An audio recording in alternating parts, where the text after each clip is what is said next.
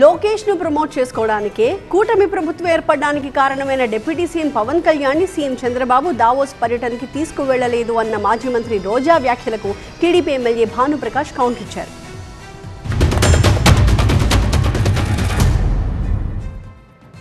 ముఖ్యంగా పవన్ కళ్యాణ్ లాంటి deputy CM తన వల్లే ఈరోజు చంద్రబాబు నాయుడు ముఖ్యమంత్రిగా ఉన్నాడు, ఆయన ఇంకా ఉండాలి అనుకుంటున్నాడు పవన్ కళ్యాణ్. కానీ పవన్ కళ్యాణ్ని కూడా దావోస్కి తీసుకువెళ్ళలేదు అంటే తన కొడుకుని ప్రమోట్ చేసుకోవడానికి పవన్ కళ్యాణ్ అడ్డొస్తాడని ఇక్కడే వదిలేసి, దానికి అవసరమైన మంత్రులను కూడా ఇక్కడే వదిలేసి తండ్రి కొడుకులు ఇద్దరు అక్కడికి పోవటం మనం గమనించాం.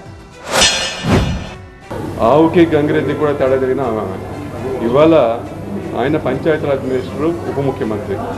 ఏ రోజు కూడా ఆయన దావోస్ వస్తానంటే బాబు గారు పెద్ద కార్పెట్ తీసుకెళ్తారు, అంతేగాని ఇన్వెస్ట్మెంట్ కోసం పోతున్నాం అక్కడికి. ఆడేమి పేరెంట్ అనుకో లేకపోతే ఇంకో అనుకో, ఆడే ఓట్లు వేసేవాళ్ళు లేరు, ఏం లేరు.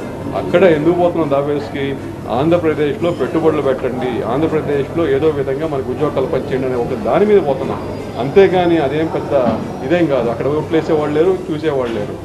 దానంతా మర్చిపోయేసి పవన్ కళ్యాణ్ గారిని తీసుకెళ్ళలేదు. ఏంటి మాట్లాడుతుంది? ఆయన వస్తుంటే కాదన్నారా?